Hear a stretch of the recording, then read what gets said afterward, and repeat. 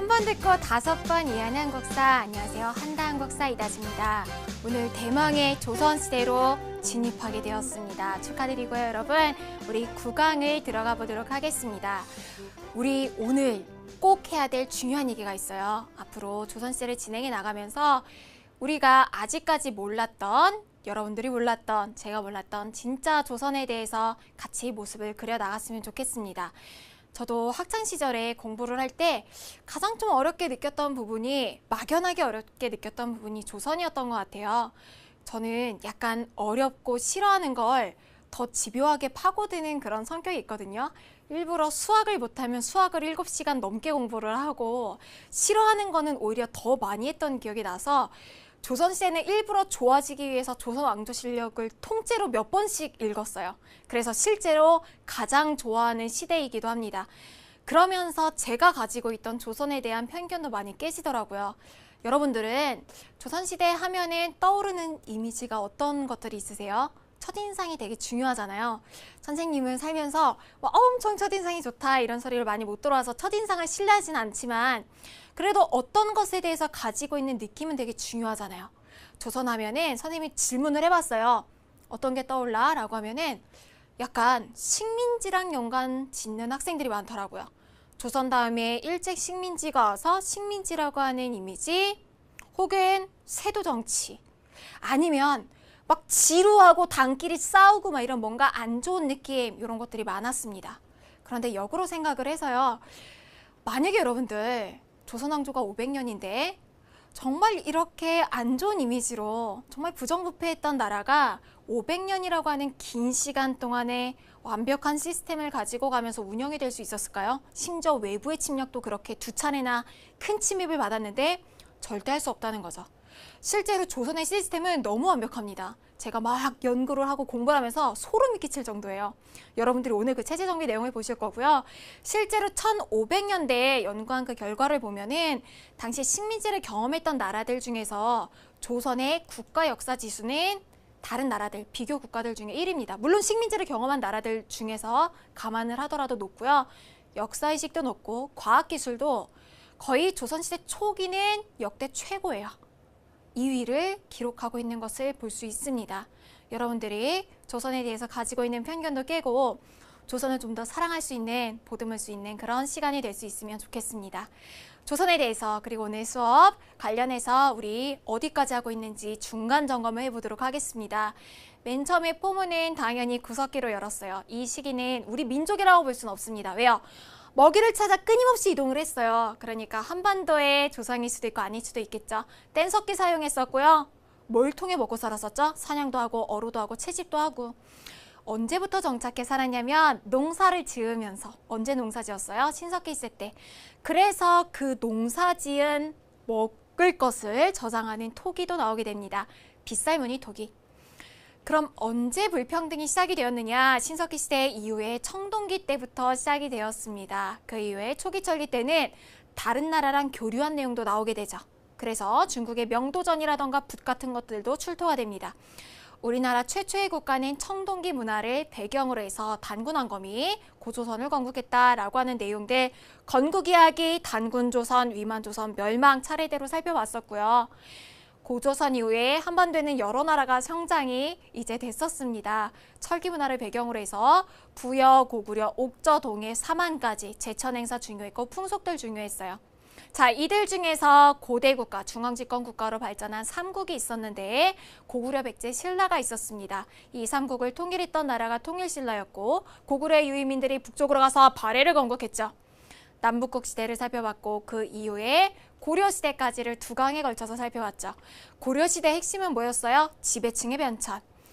다른 나라를 어떻게 싸워서 물리치느냐, 공격이냐 수비냐 하는 것도 지배층의 성향에 따라서 결정이 됐던 것을 볼 수 있었습니다. 호족 지배기. 그 다음 뭐였어요? 문벌귀족, 무신, 검문세족, 신진사대부. 까먹으신 거 아니죠? 그 이후에 조선이라고 하는 우리 전근대사의 마지막 왕조를 들어가게 됐습니다. 자, 오늘 여러분들이 꼭 아셔야 하는 키워드들 살펴보면요. 조선의 메이커라고 볼 수도 있고 조선을 디자인한 사람이에요. 정말 유명하게 드라마로도 해서 인기를 끌었던 사람이죠. 정도전이라고 하는 사람, 의정부 서사제라고 하는 시스템, 그리고 정말 왕자의 난을 통해서 권력을 장악한 태종, 그리고 육조직계제라고 하는 또 시스템에 대해서 아셔야 되고요. 세종이라고 하는 위인, 그리고 집현전이라고 하는 학문 연구기관, 세조와 성종으로 이어져 내려가는 그런 시스템의 체제 정비기를 살펴볼 것입니다. 자, 홍문관은 집현전을 계승한 기구였고요. 홍문관이 속해 있던 3, 4의 기능 너무 중요하고 고려와 비교하실 수 있어야 합니다. 승정원이 어떤 기능을 하는지, 왕권 강화인지 약화인지 견제인지 보셔야 되고요. 팔도가 어떤 의미를 가지는지, 유양소의 기능과 마지막 국립교육기관이죠. 성균관의 의미까지를 살펴보도록 하겠습니다. 오늘은 특이하게 시기 구분을 우리 칠판으로 넘어가서 해보도록 할게요.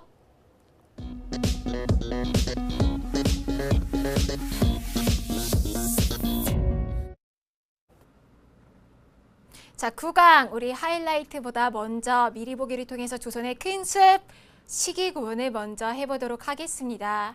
조선도 여러분들이 정말 꼼꼼하게 한 5등분 하면 정말 완벽하게 꿰찰 수 있는 그런 파트입니다. 큰 숲을 보고 하나하나 내용을 채워넣는 흐름을 잡는 연습을 여러분들 하셔야 돼요. 자, 조선의 시기 구분을 하면요. 여기도 크게 앞에 한 덩어리, 뒤에 한 덩어리로 나눠볼 수 있죠. 쭉 먼저 한번 살펴볼게요. 조선이라고 하는 나라는 양란을 기점으로 해서 앞에를 전기, 뒤에를 후기로 나눠볼 수 있습니다. 그러니까 크게 두 덩이는 이렇게 나눌 수 있는 거예요. 임진왜란, 병자호란이라고 하는 큰 두 전쟁을 통해서 전기와 후기로 나눌 수 있는데 더 잘게 쪼개야지 정말 조선을 볼 수가 있어요. 자, 조선이라고 하는 나라 15세기, 16세기, 17, 18, 19세기까지 나눠져요. 이거 어려운 게 아니죠, 여러분. 시기적으로 이렇게 쪼개질 수가 있는데 정말 칼같이 이렇게 딱딱 끊어지는 건 결코 아니에요. 근데 여러분들에게 정말 기본 개념으로 학습을 위해서 하는 거고 이렇게 공부하셔도 무리가 없습니다. 자, 전기를 다시 나눌 수가 있는데요. 15세기는 당연히 뭐를 한 시기겠어요? 체제를 정비한 시기겠죠. 체제 정비기예요. 자, 그럼 여러분 예측해 볼 수 있습니다. 체제를 정비한 마지막 왕은 누구일까요? 여러분들이 맞출 수 있습니다. 누구예요? 이룰성자. 체제 정비기의 마지막 왕은 성종입니다. 태정, 태세, 문단세, 예성할 때 성에서 끝나는 거예요. 15세기 체제 정비기 성종에서 끝나게 됩니다. 자, 그러면 어떤 사람들이 조선이 처음 만들어진 다음에 조선의 체제를 정비하는 데 참여를 했을까 생각을 해보세요. 고려 말을 생각을 해야 되겠죠. 신진사대부들. 그 중에서도 조선을 건국했던 사람들을 혁명파 사대부라고 했습니다. 자, 이 혁명파 사대부와 온건파 사대부가 있었는데 혁명파 사대부가 승리를 하게 됐죠. 온건파 사대부들은 많이 이제 숙청을 당해서 죽게 되고 일부 사람들만 남게 됩니다. 혁명파는 나라를 연 개국 공신들이에요. 이들은 어디로 진출해요? 중앙으로 진출해서 체제를 정비하는 데 큰 역할을 한 이들이 바로 이 혁명파들입니다. 자, 온건파는 어떻게 할까요? 목숨을 부지한 사람들은 지방으로 들어가서 자신의 그 스승의 원수를 갚기 위해서 후학들을 양성해내겠죠. 여기서 하나의 구분점이 생깁니다. 자, 혁명파는 중앙으로 갔어요. 국가의 교육을 받으면서 인재를 양성해내겠죠. 이들을 관학파라고도 합니다. 관학파. 관의 공부, 국가로부터 공부를 했다라고 하는 뜻이 되겠죠. 관학파. 반면에 온건파는 지방으로 가서 자신들의 그 서원에서 교육을 해냈을 거 아니에요. 공교육, 사교육 생각하면 돼요. 사립교육기관에서 공부를 했다라고 해서 이들을 사학파라고 합니다. 사학파. 자, 그런데 요 관학파들이 주로 체제정비기 때, 관학피라고 썼네요. 관학파들이 체제정비기 때 참여를 했을 거 아니에요. 개국공신이었고. 근데 이들이 공을 한 번 더 세워요. 언제였냐면 세조 때, 우리 어차피 오늘 배우게 될 인물인데 세조가 정상적인 방법이 아니라 쿠데타를 통해서 왕이 됩니다. 그때 그 쿠데타에 참여했던 관학파들이 있어요. 그들을 공훈을 세운 사람들이라 그래서 뭐라고도 부르냐면 훈구파라고도 부릅니다. 훈구파. 공훈을 세웠다. 훈구파. 그러니까 개국공신에다가 쿠데타에 참여까지 했으니까 엄청난 힘을 가진 세력이 바로 요 혁명파들이었어요. 반면에 사학파들은 지방에서 인재들이 양성해 내려가면서 아니 어느 지방에 가든지 간에 선비들이 아주 빠글빠글해요. 그래서 이걸 뭐라고 하냐면 선비들이 숲을 잃었다라고 해서 숲 림자를 써가지고 살인파라고도 부릅니다. 자, 여기서도 관전 포인트는 권력의 견제와 균형이에요. 우리 고려시대 때도 왕권이 너무 세면 그 다음에 조화를 이루고 문벌귀족이 너무 세면 무신집권이 일어났던 것처럼 무신장변이 일어난 것처럼 여기도 마찬가지예요. 왕권의 독주도 아니고 신권이 너무 견제하는 것도 아니라 균형을 맞추면서 갈 거예요. 그런데 지금 딱 보기에 누가 너무 세요? 훈구파, 관악파의 요 세력이 너무 세진 거예요. 개국공신에다가 세조 때 쿠데타에 참여를 하면서까지. 그래서 누가 이걸 견제하려고 했냐면 체제정비의 마지막 인물 성종이 관악파, 훈구파들을 견제하기 위해서 지방에 있는 사림들을 중앙으로 끌어와서 쓰기 시작합니다. 사림이 중앙정계에 등용이 되면서 다시 한번 이제 매치가 시작이 되죠. 이 둘은 싸울 수밖에 없어요. 고려로 가보세요. 혁명파와 온건파, 정봉주와 정도전 둘이 싸우고 피바람이 일어났었잖아요. 다시 한번 우리 복싱 경기 되게 유명한 거 있었잖아요. 파케아와 메이웨더 그 싸움이 일어난 거예요. 관악파와 사학파, 훈구파, 살인파 간의 싸움이 치열하게 일어난 시기가 바로 체제정비기 이후 16세기 사림이 화를 입었던 시기, 사화 발생기입니다. 4번의 화가 있었던 시기. 자, 훈구파가 강자고 당시에 기득권도 훈구파였어요. 그리고 4차례의 사화를 통해서 피해를 입은 가장 큰 세력은 사림이었습니다. 근데 누가 이겼을까요? 정말 역사는 끝까지 가봐야 알아요. 의외로 사림이 이겼어요. 어떻게 된 걸까요? 아니 훈구파가 절대 강자인데다가 기득권층인데 어떻게 사림이 이겼을까? 사림이 가지고 있는 무기가 있었습니다. 일단 이들은요. 사람 수로 밀어붙여요.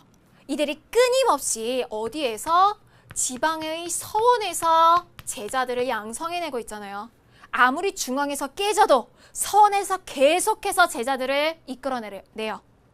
그러니까 중앙에서 아무리 얻어터지고 내려와도 서원에서 제자들이 올라가기 때문에 이 사람 수가 공급이 됩니다. 하나 더 지방사회를 꽉 잡고 있어요.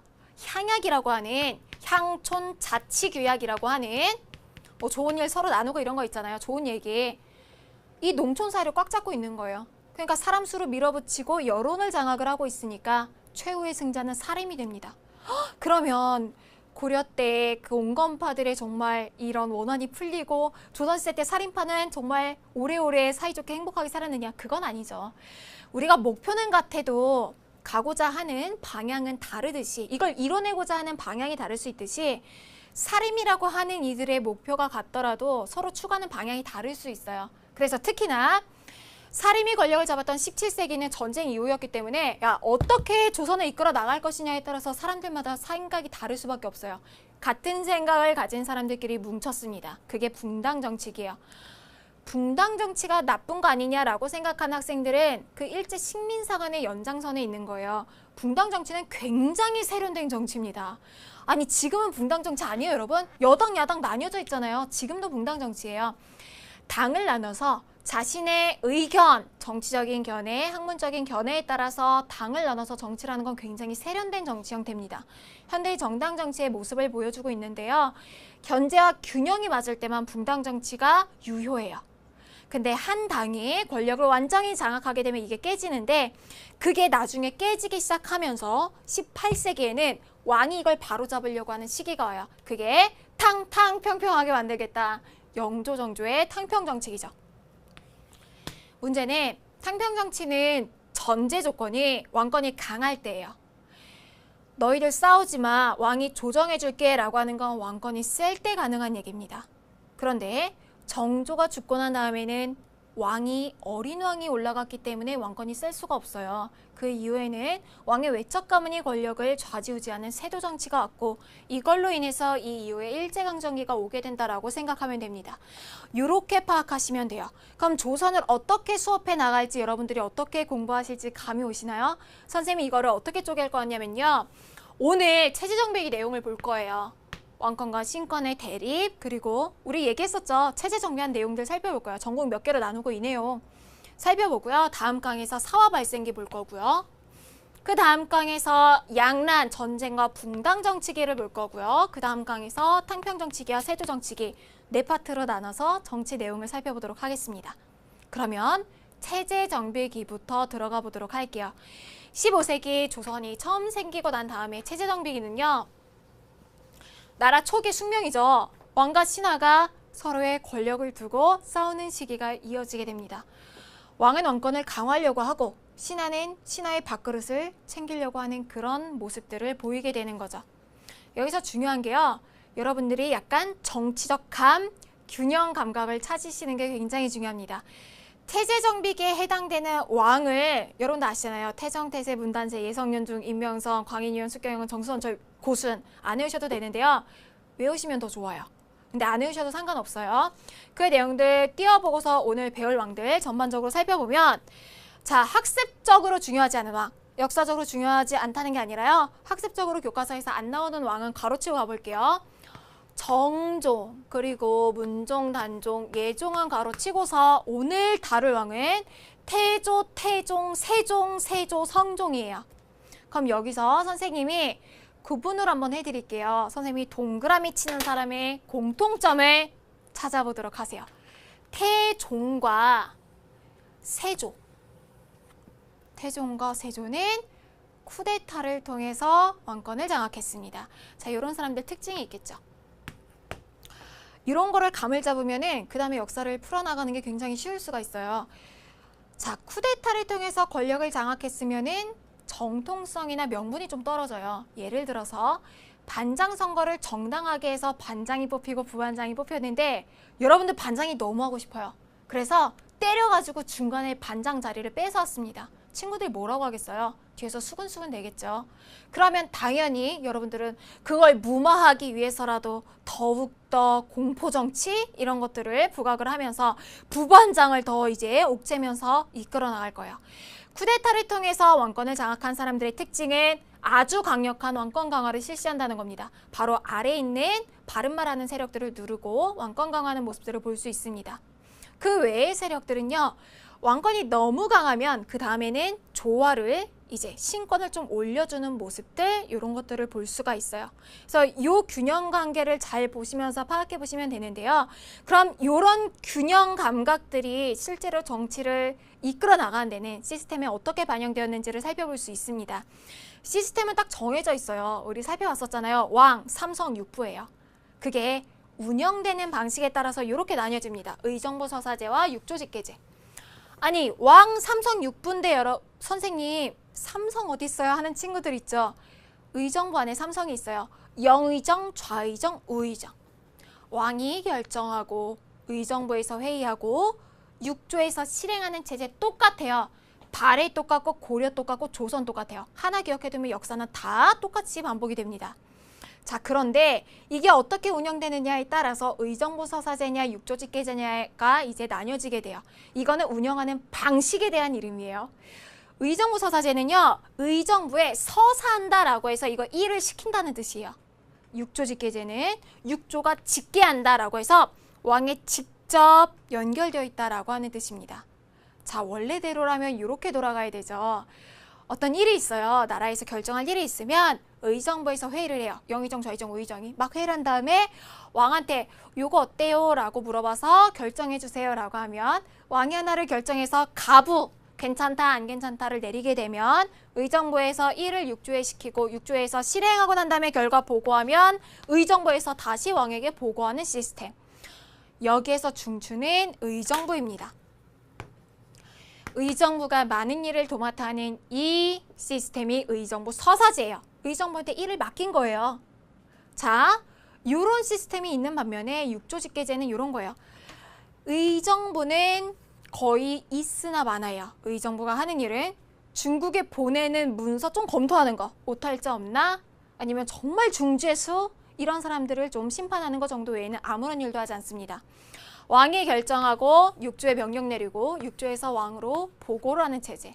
자, 여기서 뚜렷하게 알 수 있는 거. 여기선 의정부의 권한을 약화시키려고 하고 여기선 의정부를 존중해주고 있습니다. 어느 쪽이 왕권 강화예요? 육조직계제죠. 자, 의정부는 왕권을 견제할 수 있는 아주 고위 관료들이에요. 이 의정부들의 입을 막은 육조직계제가 왕권 강화고 의정부에게 많은 권한을 주고 있는 게 신권과의 조화겠죠. 자, 생각해 볼 수 있습니다. 우리 앞에 요거 봤잖아요.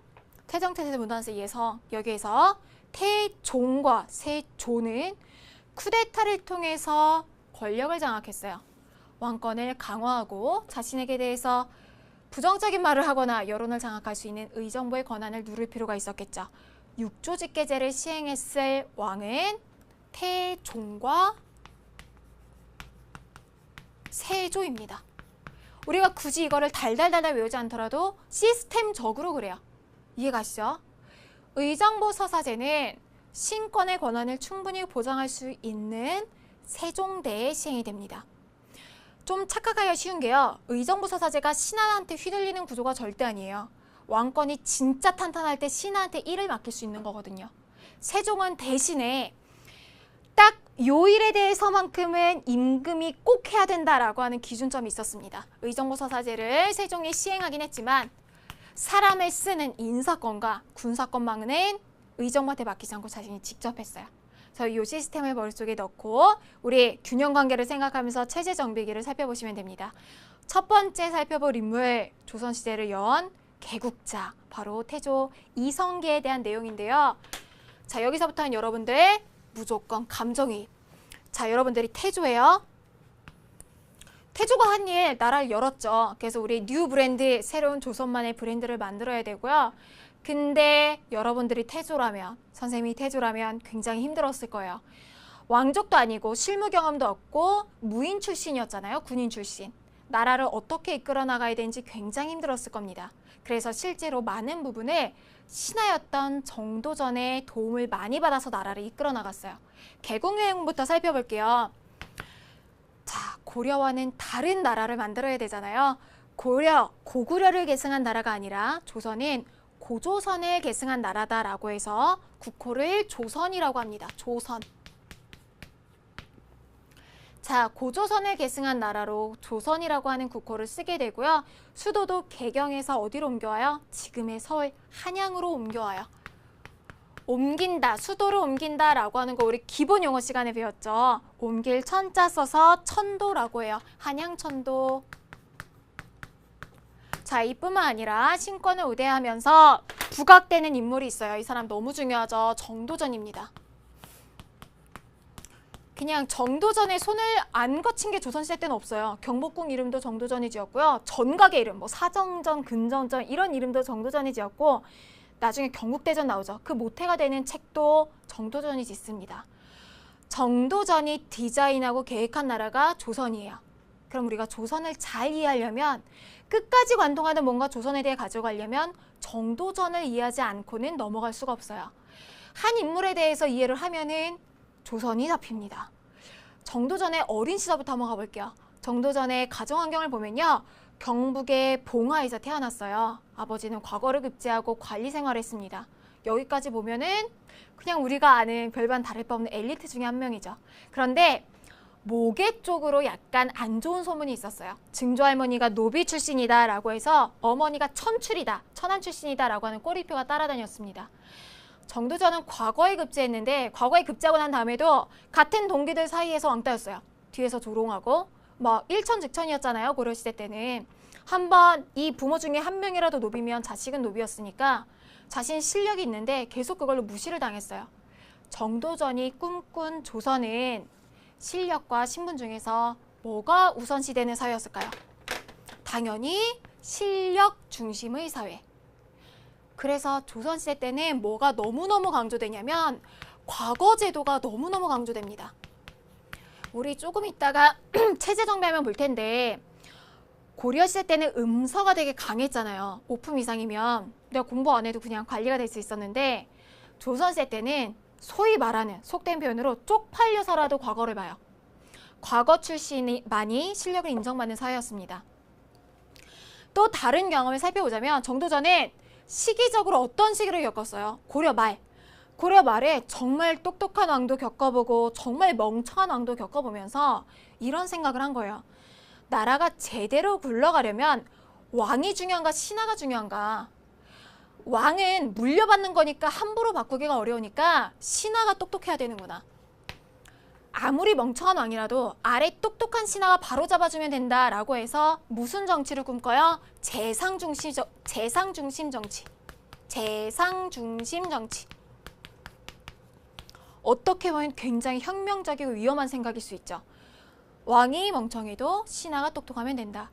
그리고 유배를 했었던 경험이 있어요. 그래서 지방의 백성들의 삶의 경험을 굉장히 많이 겪게 되는데 지방을 가서 보니까 중앙에서 통제가 안 되잖아요. 그럼 지방 세력들이 2중, 3중으로 막 세금을 걷어들여요. 그래서 생각을 한 거죠.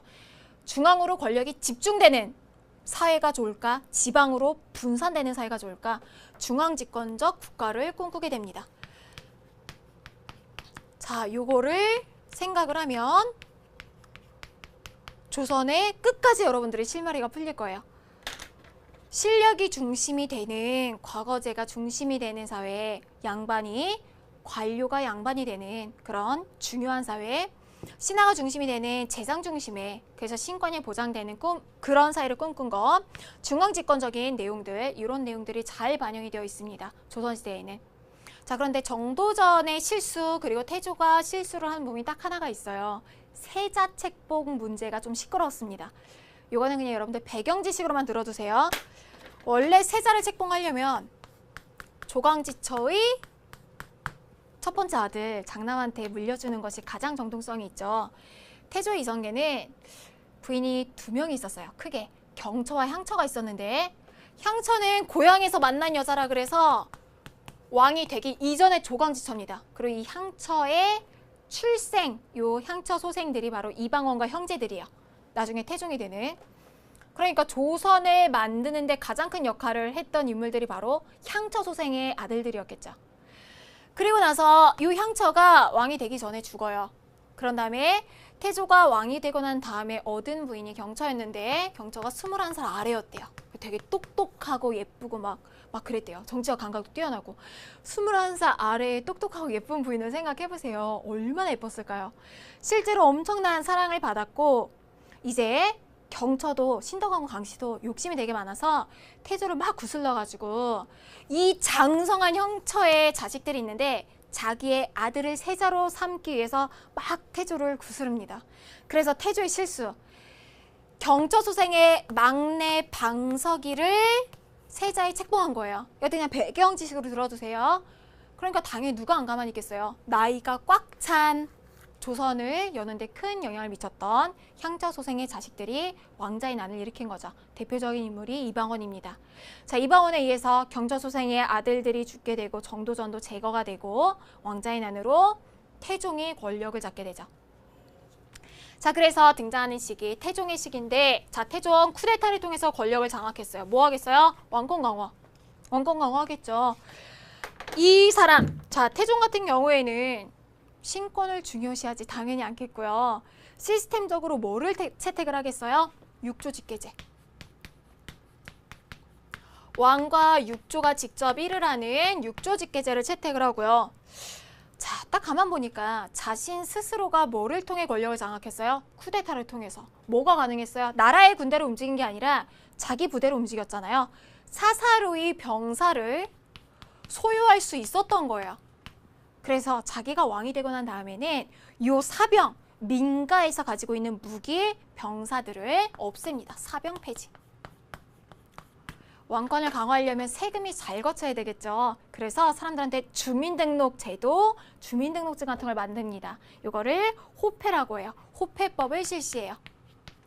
그러니까 누가 어디 사는지, 몇 살인지 그래야지 이제 노동력을 징발할 수가 있겠죠. 또 하나, 토지세가 가장 중심이 되니까 토지조사 사업을 벌입니다. 기본 용어할 때 했죠. 무슨 제도? 양전사업. 토지조사 사업, 양전사업을 벌여요. 자, 이렇게 해서 강력한 왕권을 구축을 했는데 이런 태종에게도 고민이 있습니다. 아들이었어요. 자기가 쿠데타를 통해서 왕권을 장악을 했잖아요. 그러니까 내 아들에게만큼은 정통성 있는 왕위를 물려주고 싶었어요. 조광지처의 첫 번째 아들한테 내가 왕위를 물려줘야겠다라고 생각을 하고 있었던 거예요. 그 첫 번째 세자가 바로 양녕대군이었습니다. 이것도 여러분 그냥 배경 지식 그냥 듣고 지나가세요. 양녕이었는데 양령은 진짜 망나니 중에 상망나니였어요. 선생님이 너무 개라고 하는 말을 많이 써서 PD님이 자제해달라고 해서 상망나니로.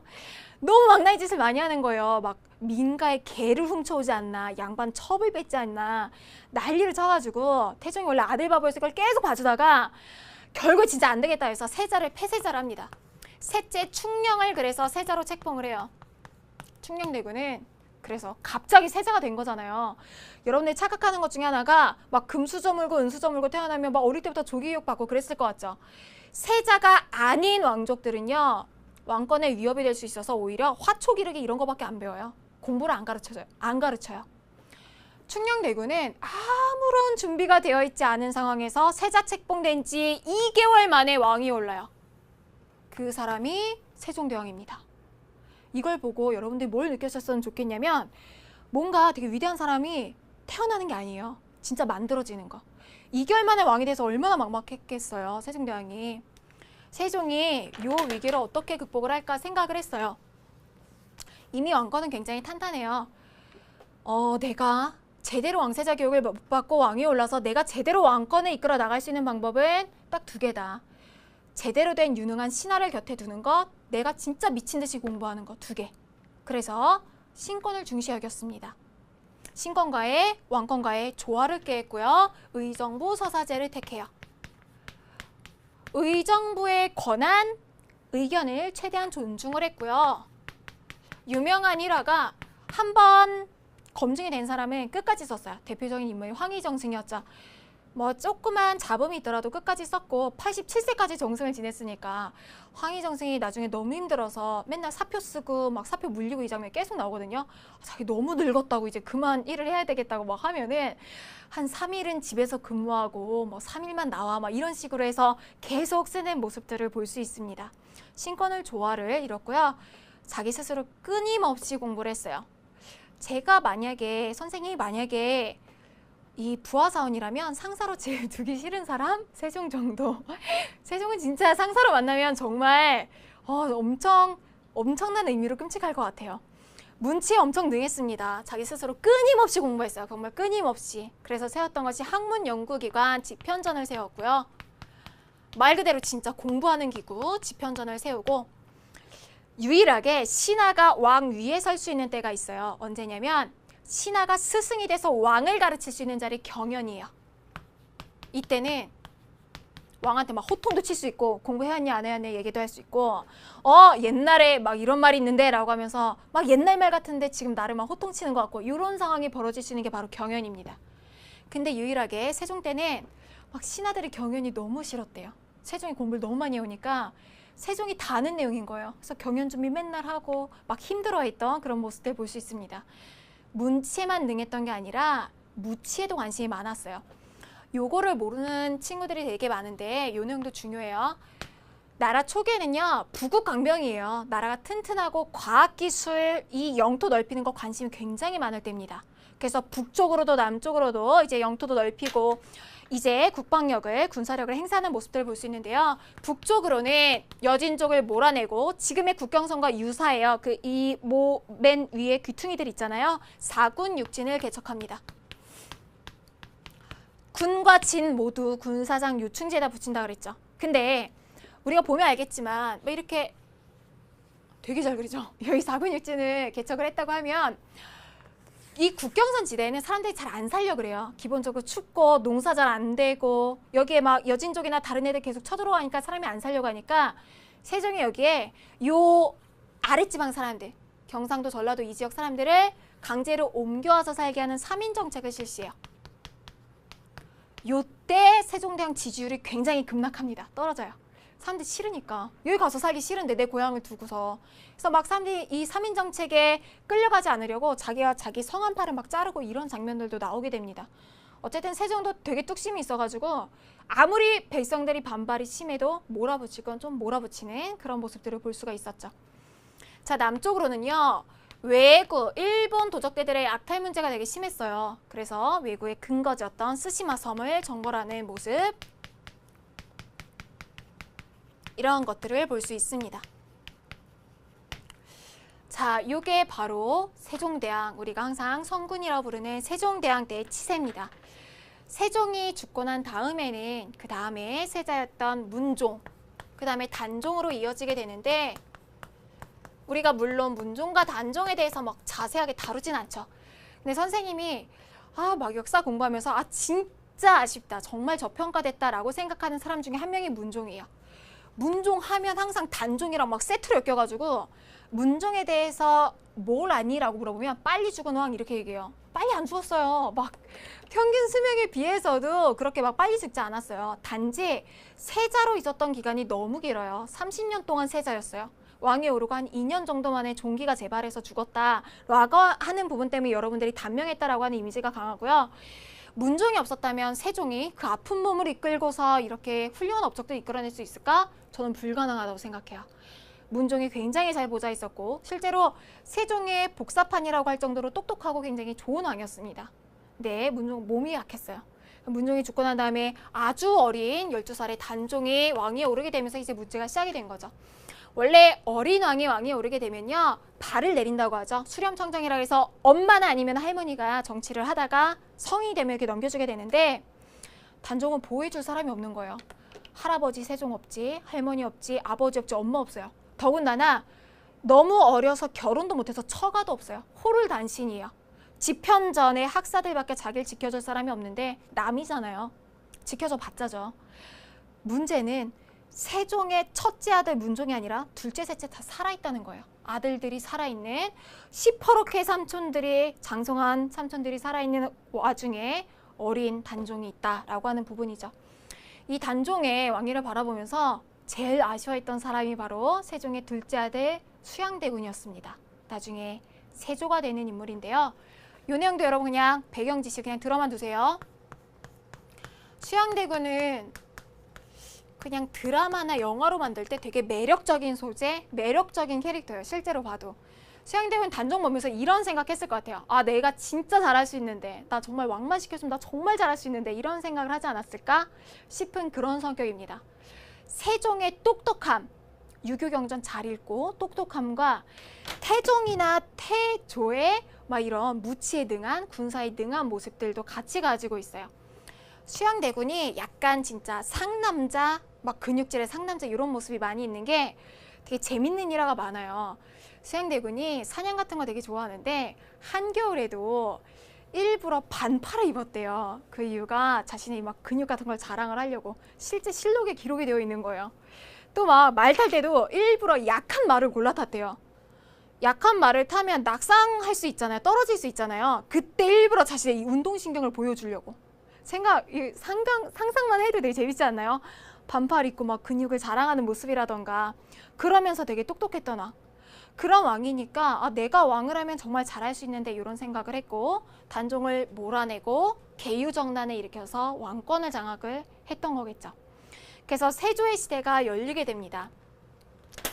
자, 세조 같은 경우에 쿠데타로 왕권을 장악했기 때문에 왕권 강화 세력에 해당이 되겠죠. 육조직계제를 시행을 했고요. 육조직계제. 당연히 왕권을 강화해야 되니까 자기한테 바른 말하는 세력 이런 것들 싫었을 거예요. 집현전 없애요. 집현전 없애고 경연도 폐지합니다. 자기는 공부 많이 했다고 경연할 필요 없다고 얘기해요. 실제로 뭐 세조에 대해서 되게 안 좋은 것만 얘기를 했지만 세조는 왕으로서는 정치는 굉장히 잘했어요. 선생님 평가를 하기에는. 그런데 단지 즉위할 때 자체가 명분이 정말 없는 쿠데타였다라고 하는 점이 굉장히 아쉬운 점이었죠. 자, 세조에 이어서는 성종이 즉위를 하게 되는데 주의할 점이 세조 때 쿠데타를 통해서 굉장히 큰 세력으로 또 한 번 성장한 이들이 있습니다. 훈구 세력이죠. 이 훈구파가 너무 커져 있는 상황 속에서 왕이 된 사람이 성종이에요. 성종 때 상황 볼게요. 성종은 당연히 일울성자 들어가니까 체제 정비를 했고요. 앞에서 왕권이 많이 강화됐기 때문에 신권과의 조화를 추구를 했습니다. 그래서 이렇게 생각하는 친구들 있어요. 여기 잘 들으셔야 돼요, 여러분. 깜빡 졸으면 완전히 여러분 이 내용 날아가요. 조화를 추구했다고 해서 가장 많이, 그리고 실제로 학교와 학원과 교육계에서 많이 가르쳐지고 있는 잘못된 상식이 성종이 의정부 서사제를 실시했다라고 하는 거예요. 선생님 교재 보면 의정부 서사제라고 썼죠. 옆에 X 꼭 치셔야 돼요. 요게 핵심이에요. 의정부 서사제 실시했을 것 같잖아요. 육조직계제 다음이니까 아니에요. 의정부 서사제는 왕권이 정말 탄탄할 때 신한테 이런 걸 하라고 시킬 수 있을 때 세종 정도일 때 시킬 수 있습니다. 성종 때는 훈구파가 너무 강했기 때문에 이들한테 또 한 번 감투를 씌워주는 거기 때문에 의정부 서사제까지는 못 가요. 성종도 어린 나이에 즉위를 했고 수렴청정을 경험을 했기 때문에 아직까지 의정부 서사제는 못합니다. 대신에 신권을 훈구파 이외의 세력을 키우는 조화의 노력들은 기울이게 돼요.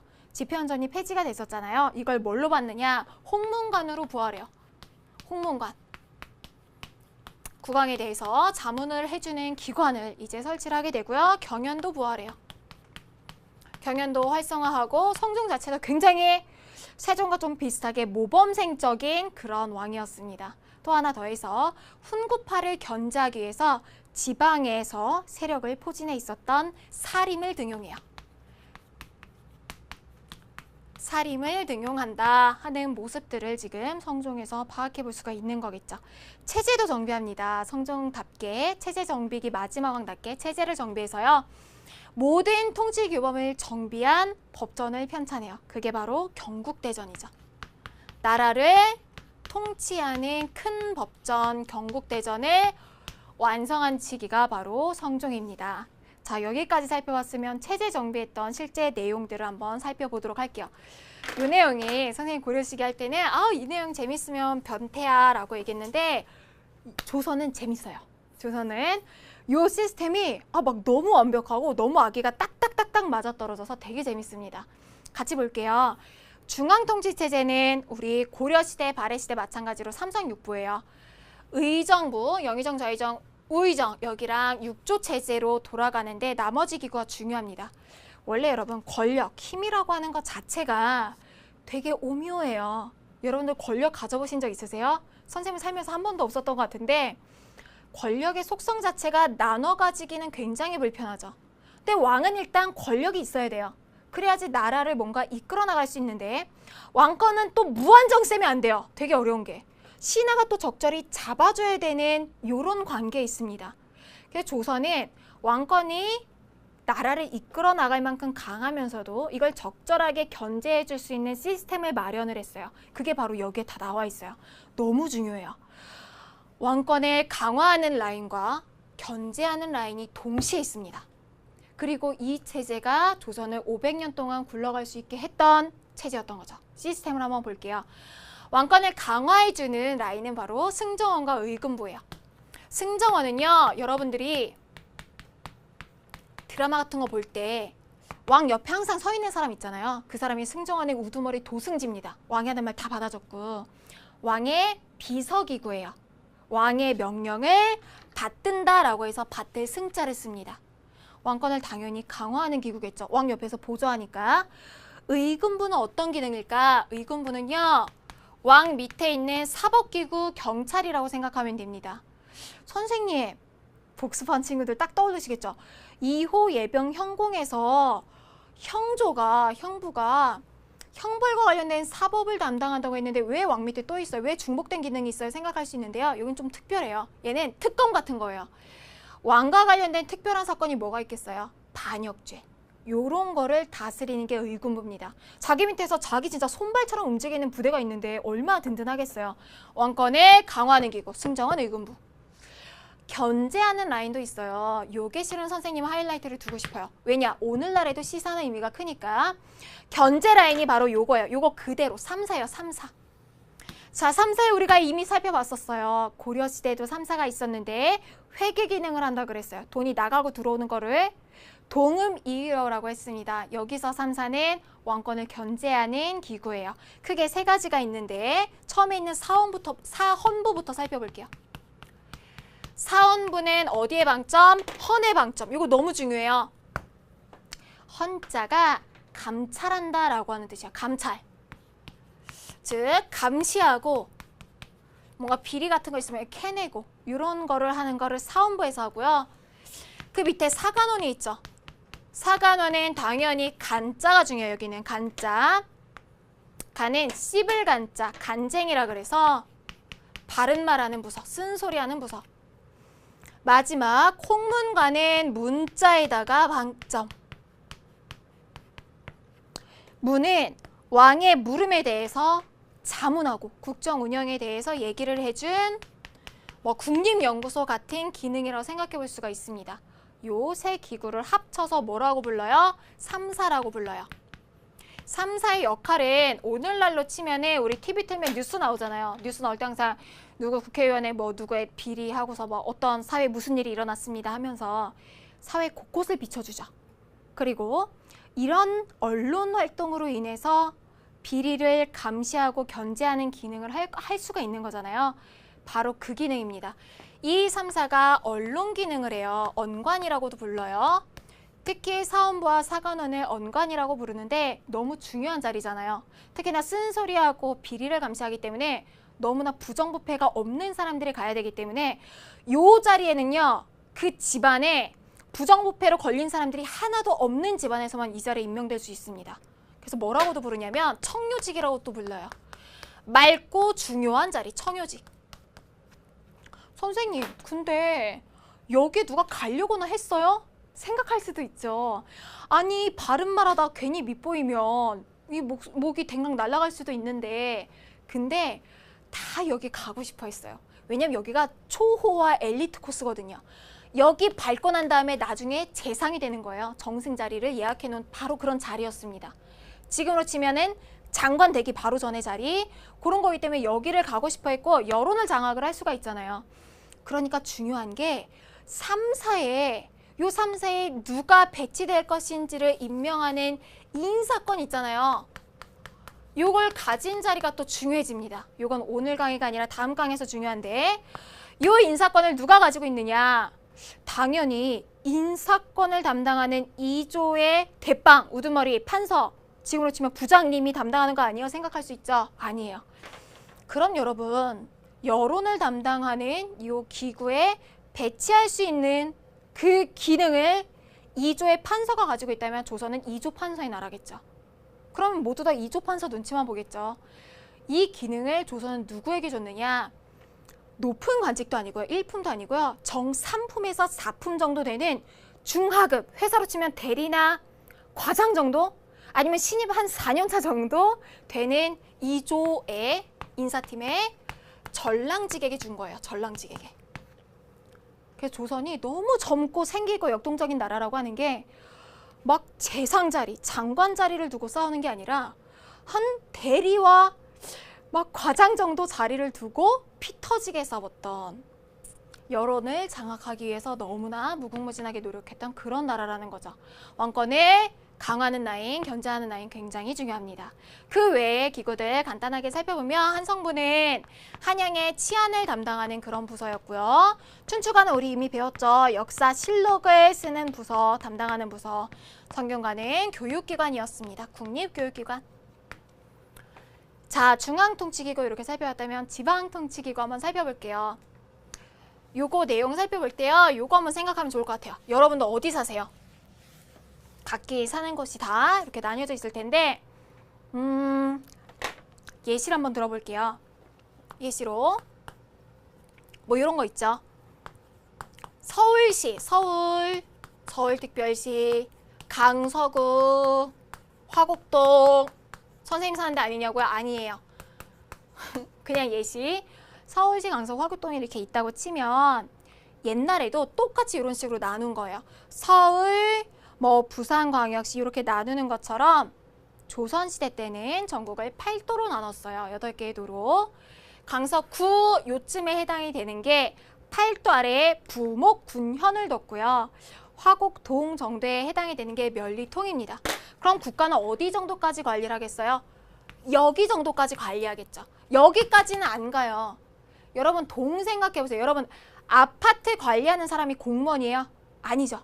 그 동네 관리하는 사람은 그냥 자치적인 이런 기구지, 우리 구청장은 투표로 뽑잖아요. 구 정도까지를 생각하면 돼요. 8도와 부목군현까지 국가에서 관리를 하게 됩니다. 자, 그러면 부목군현에 지방관을 보낼 거예요. 왕의 명령을 대신하는 사람. 그 사람 우리가 사또라고 부르는 사람. 우리 역사책에는 수령이라고 표현을 하고 있습니다. 이 수령은 왕의 아바타이기 때문에 많은 권한을 가져요. 이 지방에서는 왕의 대리인으로서 법을 만들고 집행하고 행정권까지 다 가집니다. 자, 그런데 조선은 정말 시스템이 완벽해요. 왕권을 한쪽에서 강화하면 견제도 하듯이 수령도 권한을 주면 견제할 수 있는 시스템도 다 마련을 해놔요. 수령의 권한이 너무 세지면 백성들의 요 삶이 고충이 있을 수도 있으니까 요 수령이 잘하고 있나 못하나를 감시하는 사람으로 8도 단위로 관찰사를 파견을 합니다. 더 큰 단위로. 그런데 관찰사가 모든 수령의 행동을 다 감찰을 할 수가 없으니까 하나 더 견제 시스템을 마련해 놓은 게 상피제예요. 상피제가 뭐냐면 자기 출신 지역으로는 발령을 못 나는 거예요. 선생님 만약에 강원도 출신이면 강원도 도지사는 못 되는 거죠. 이해 가시나요? 그러면 내가 거기 발령 나면 거기 원래 알고 있는 지역 인사들이랑 짝짝꿍 해가지고 백성들 괴롭힐 수 있잖아요. 상피제가 그런 거죠. 여러분들이 알고 있는 소설 중에서, 고전소설 중에서 상피제로 인해서 사실이 아닌 게 하나 있습니다. 춘향전이죠. 이몽룡은요, 절대로 자기 고향이었던 남원에 가서 춘향이 암행어사가 돼서 춘향이를 구할 수가 없어요. 상피제로 인해서. 자, 그러면 요 상피제로 인해서 또 문제가 하나가 생겨요. 아니, 마을을 다스려야 되는데 수령이 우리 마을 출신이 아니라서 우리 마을 사정을 잘 몰라. 그래서 막 저게 아닌데 싶은 게 너무 많을 때가 있을 거 아니에요. 수령이 우리 마을 출신이 아니라서 우리 마을의 특수성을 잘 모를 때 이런 걸 대비해서 수령한테 자문해주는 또 클럽이 하나 마련해 놉니다. 그 클럽이 유양소예요. 이 유양소는 우리 사학파, 살인들 배웠죠. 지방에 있던 선비들로 구성된 자문 클럽이에요. 아니, 우리 마을은 좀 이런 특수성이 있고요. 저쪽 집은 좀 저런 분위기고 저쪽은 좀 호라비가 살고 이런 거 얘기해 주는 데예요. 그래서 유양소를 통해서 자문을 하는데요. 또 생각을 한 거예요. 아니, 근데 유양소가 또 수령을 좌지우지하고 못된 짓을 하면 어떡하지 하는 생각에 중앙에서 또 설치한 게 경제소입니다. 유양소를 감시하고 세금을 제대로 걷고 있는 나라를 마치 물고 물리는 관계처럼 막 이렇게 꽁꽁 완벽한 시스템을 만들어 놓은 게 조선이에요. 그래서 조선은 선생님 막 공부할 때 지루한 감이 없었어요. 막 시스템적으로 너무 완벽하다고 해야 되나? 이게 진짜 이렇게 제대로만 기능이 돌아가면 절대로 부정부패가 일어날 수 없는 구조. 그게 바로 조선의 모습입니다. 이렇게 중앙 집권적이면서도 지방에 권한을 주고 있는 모습들을 볼 수가 있죠. 자, 관리등용제도는 아주 간단합니다. 과거제가 가장 최고예요. 과거를 다 봐야 해요. 음서가 있기는 하지만 옛날에 5품 이상이면 다 줬는데 이젠 3품으로 줄어들고 음서로 통과해도 창피해서라도 다시 과거 본다고 했죠. 고위관료의 추천을 받아서 관리가 되는 청거가 있어요. 아니, 선생님 청거 있으면 음서 있으나 마나 뭐 과거제 없어도 또 이렇게 되는 거 아니에요? 생각할 수 있는데요. 아니에요. 청거도요. 기존 관리 대상이기 때문에 좀 저평가된 사람을 다시 평가하는 의미가 있는 거지 과거제에 파급력이 없습니다. 무조건 과거제예요. 실력 중심의 나라. 자부심을 가지세요.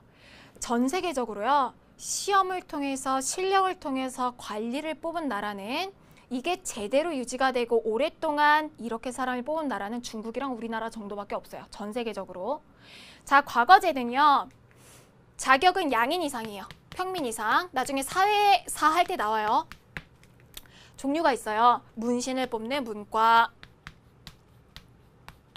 기술관을 뽑는 잡과도 있고요. 특이한 거. 옛날엔 없었는데 고려 시기에는 시행되나 마나 했던 무과가 있습니다. 특징점, 무과가 있고 승려 뽑는 시험이 없다는 점 정도가 특징적이고요. 요 문과에 응시가 제한된 사람들이 있어요. 조선은 유교 국가였기 때문에 유교 윤리에 어긋나는 사람들은 문과에 시험을 못 봅니다. 잡과랑 무과는 볼 수 있어요. 대표적으로 첩의 자식, 설의 자식이라던가 재혼한 여성의 자식들은 문과 응시가 제한되어 있습니다. 이런 점들을 그냥 포인트로 기억해 두시면 되고요. 교육제도는 더 쉬워요. 교육제는 그냥 외울 것도 없고 그냥 쑥 보고 지나가시면 돼요. 각 중앙과 지방에는 가장 초등교육기관으로 서당이 있고요. 서당의 위에 한 중고등학교 정도로 중앙에 사부학당, 지방에는 향교가 있어요. 여기서 속과라고 하는 시험에 통과하면 성균관에 입학할 수 있었고요. 성균관 졸업하고 하면서 대과, 이게 문과예요. 과거 치러서 관직에 등용이 될 수 있었습니다. 여기까지 하면 여러분들 체제 완벽하게 살펴보셨습니다. 총 복습해 볼게요. 자, 조선시대는 양난을 통해서 전기와 후기로 나눠볼 수 있었고요. 우리 그 시기 중에서도 체제정비기를 살펴봤습니다. 체제정비기에 참여했던 사람들은 신진사대부 중에서도 혁명파였고요. 그들은 관의 학문을 공부를 했었고 훈구파로 세조 때 형성이 되었다가 성종 때 살인파가 등용이 되면서 나중에 사화 발생기로 가게 됩니다. 오늘 했던 내용들 여러분들 키워드 나오면 어떤 사람인지 한번 맞춰보세요. 태정, 태세, 문단세, 예성 중에서 태종과 세조가 쿠데타를 통해서 즉위했던 사람이고 육조 직계제를 실시했었죠. 자, 요거 한번 보실까요? 국호를 조선으로 했다. 태조 이성계에 해당되는 내용이었죠. 고조선을 계승했다라고 하는 부분 볼 수 있었고요. 육조 직계제를 실시한 사람 태종과 세조가 있었죠. 왕권을 강화하기 위한 제도였고 왕 밑에 바로 육조가 직계하는 내용이었습니다. 호패법 주민등록 제도라고 볼 수가 있었고요. 제대로 노동력을 걷기 위한 태종 때의 제도였습니다. 스시마섬 정벌한 누구예요? 공부도 잘했는데 무치에도 능했던 바로 세종대왕의 때에 대한 내용입니다. 스시마섬이 이때 우리나라 영토가 됐던 건 아니었죠. 정노전은 조선을 디자인하고 만들었던 사람 태조 이성계 때 활약했던 사람입니다.